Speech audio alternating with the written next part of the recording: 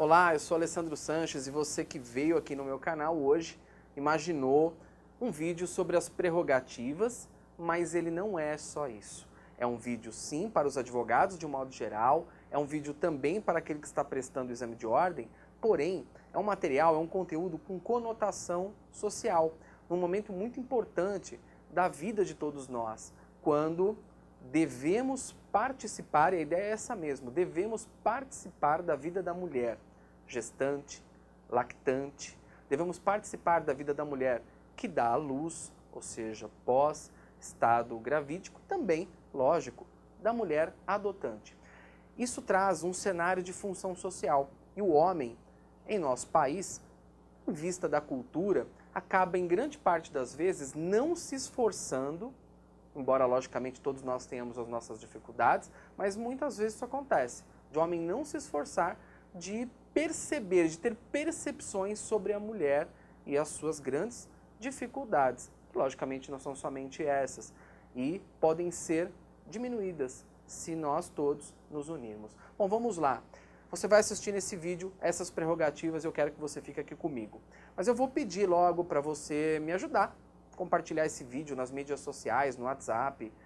Dá o clique aí, se inscreve nesse vídeo. Se você já é inscrito, clica na sinetinha porque você recebe as notificações 2 vezes por semana, às terças e quintas, tem vídeo novo aqui.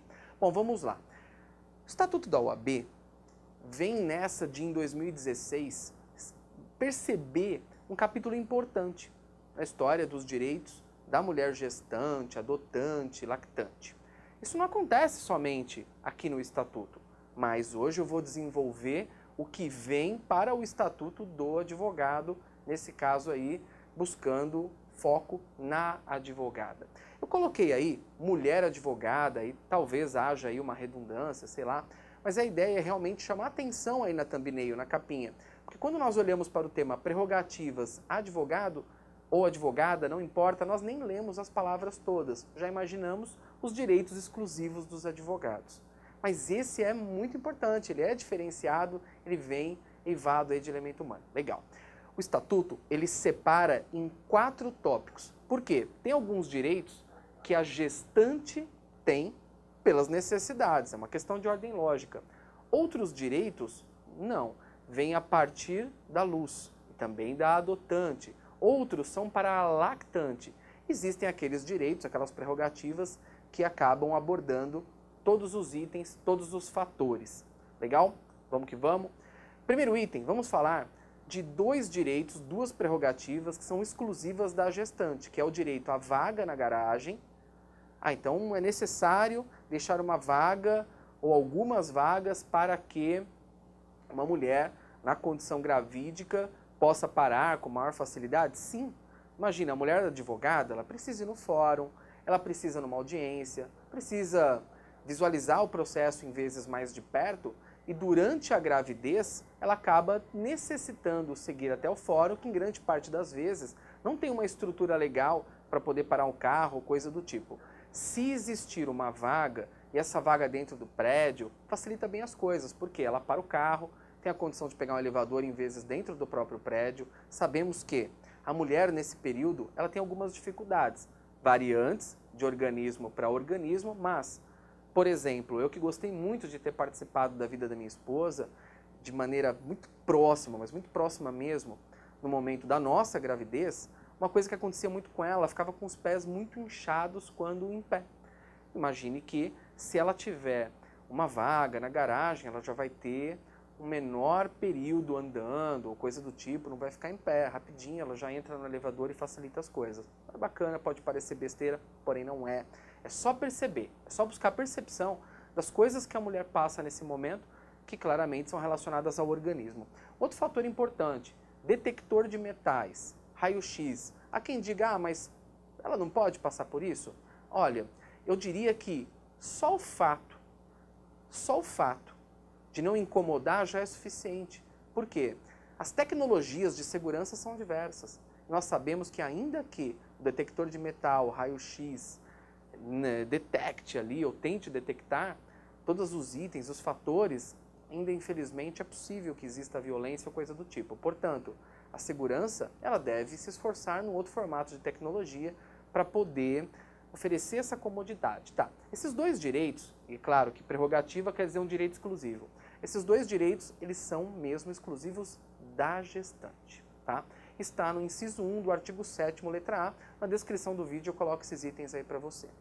Outra coisa, existem alguns direitos que são para a lactante, adotante, quem dá à luz. Tá, o que eles têm em comum? Criança de colo. Adotante pode ser criança de colo. Nós sabemos que a criança é aquela que está aí num período de até 12 anos, período incompleto, mas deu para perceber que pelos próprios direitos, e a gente faz uma interpretação à luz de visualizar quais são as necessidades que as mulheres, nesses 3 fatores, têm, para visualizar que se está falando aí em criança de colo. Por quê? Porque se fala que é em creche, aí talvez não só de colo, mas um pouquinho adiante disso. Só que o problema da creche é assim, o estatuto ele coloca creche se houver. Então nós não vamos falar muito nesse assunto. Creche se houver quer dizer um direito facultativo. Que direito é esse, né? Eu já entendi, talvez o estatuto queira propor, queira fazer algo propositivo e buscar oferecer uma sugestão, mas realmente depende de muito mais estrutura, exigir que o direito de creche seja concedido. Então não faz a exigência, coloca creche se houver. Tá, então qual é o outro item? Esse item é que eu vou utilizar para fazer a minha interpretação jurídica. É o atendimento às necessidades básicas da criança, que é aí um trocador, fraldário. Se a mãe tiver que adentrar o banheiro para poder trocar uma criança, ela não vai ter a estrutura adequada. E logicamente que não é mesmo o lugar adequado. Vai usar o que? A pia? Pelo amor de Deus. É lógico também que a mãe, ela sempre acabou se virando. Porém, se por um lado existe a lógica de que a mãe se vira, por outro deve existir a lógica adequada para oferecer essa estrutura que não é de grande complexidade. É um lugar para fazer a troca de fralda, para, lógico, ela poder amamentar e talvez uma privacidade seja interessante. Interessante para ela própria. Para ela própria. Talvez a mulher prefira, talvez ela se sinta bem num lugar exclusivo. O outro deve respeitar a mulher que claramente está amamentando, né? Não podemos colocar aí uma inversão de valores. De toda maneira, o espaço adequado serve aí a lactante e tudo mais. Isso sim. O texto não é bom, tá? Eu não gostei do texto do inciso 2. Porém, a interpretação, ela nos mostra esse lugar, embora você vai notar da sua leitura que não há ali um texto claro, né, que ofereça o item 2 de maneira segura para as mulheres. O texto não colabora do começo até o fim. Ele vai até a página 2, até a página 3. Né? Bom, vamos lá. Inciso 3 aí serve para todos os casos. Gestante, lactante, adotante, aquela que deu à luz. Que é sustentação oral, audiência, demora. Feliz ou infelizmente, queira acreditar em mim ou não, demora. E aí a mulher acaba tendo uma preferência, ela pode se antecipar, é lógico que isso deve fazer com que ela leve a prova, tá? E aí certidão de nascimento, algo que demonstre o fato que ela passe a necessidade de estar mais próxima à criança.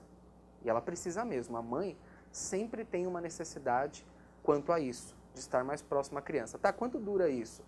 Bom, os direitos que são relacionados à gestante, estado gravídico. Lactante, período de amamentação. Não tem essa coisa de 30 dias, 60 dias, 90 dias. Está amamentando? Sim. É necessário, nesse caso, pegar aí um atestado ou coisa do tipo? Olha, numa boa, é a ideia do bom senso. Eu imagino que a advogada, que é mãe, que está amamentando, ela não terá muita dificuldade de conversar com o juiz, com a juíza, e pedir a antecipação para que a audiência dela seja a primeira, ou mesmo para que seja a primeira a sustentação oral. A prova é exigida na lei, porém, ela vai precisar fazer de que modo? Passar por um médico, passar num posto de saúde para que ele ateste algo do tipo, fazer uma prova formal, algo por escrito, não parece ser adequado. A gente tem que conseguir estabelecer a necessidade de realmente fazer uma exigência muito formal. Eu acho que isso não vai ser realmente um problema, tá? Ótimo.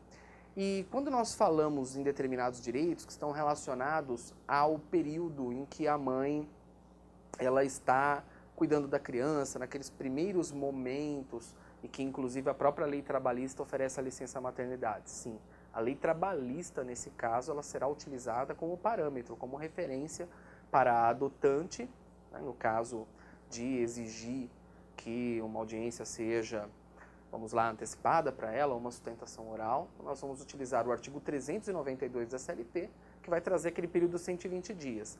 É legal também deixar claro que a própria CLT visualiza que, diante de atestado médico, é possível que 2 semanas antes ou 2 semanas após o parto é possível estender esse período aí de 120 dias por uma necessidade que, claro, o médico mesmo é que vai dizer e vai estabelecer isso de uma maneira formal. Muito bem. No mais, então, esse direito aí, né, de sustentação e também de audiência antecipada serve para todos os casos. Para o caso da adotante ou que dá à luz. Então, adotante ou que dá à luz, durante um prazo de 30 dias após o parto ou após documento que comprove a adoção, durante 30 dias ela pode pedir uma suspensão dos prazos processuais. Esse pedido de suspensão dos prazos processuais, ele precisa, antes de qualquer coisa, que o cliente seja notificado. É importante que o cliente seja notificado para ele compreender que naquele período o processo vai parar um pouquinho, tá? 30 dias é pouco? Olha, 30 dias é um bom período para quê? Para se organizar. Porque o próprio parágrafo 6º do artigo 313 do Código de Processo Civil oferece esse período de 30 dias com a ideia apenas para a situação em que a patrona é exclusiva, não existe procuração para nenhum outro advogado no processo, porque se existir, o outro advogado acompanha durante o período em que a mãe não tem condição de acompanhar o processo. Do contrário, se ela é exclusiva, é a única patrona no processo, então, durante esse tempo de 30 dias, ela pode se organizar para que alguém a ajude, colabore com isso, caso ela precise de mais tempo, tá? Então, essa é a ideia nesses 4 incisos, e os fatores referência para a ideia de prazo são sempre o estado gravídico, lactante, período de amamentação. Se estamos falando do inciso 3, e aí a sustentação, a audiência, em que a mãe precisa ficar mais perto da criança, aí nós utilizamos a CLT, o artigo 392 e aqueles 120 dias, que pode ser estendido de acordo com a própria CLT. E se nós falamos na suspensão dos prazos processuais, aqueles 30 dias usamos o Código de Processo Civil.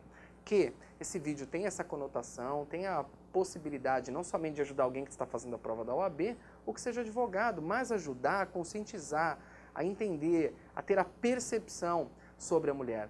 Porque isso é um dever da mulher, é um dever do homem, isso é um dever de todos. A mulher, ela emana a luz no momento em que coloca toda a sua carga de auxílio àquela criança que vem ao mundo, e é lógico que isso precisa também ser transferido um pouco para que haja um equilíbrio para o homem. Como disse e repito, uma das coisas mais felizes da minha vida é durante o período do estado gravídico da minha esposa eu ter um acompanhamento muito próximo, muito de perto, assim como também todo o período em que o meu João Miguel está aí no mundo, né, fazendo bastante bagunça, muito saudável. Eu espero que seja assim para você, espero que tenha gostado do vídeo. Se gostou, dá o like, na descrição tem mais questões técnicas aí para você analisar, vê lá, compartilha, acho que é legal, isso é importante, e se inscreve no canal para me ajudar, valeu? Vamos junto, todas as terças e quintas.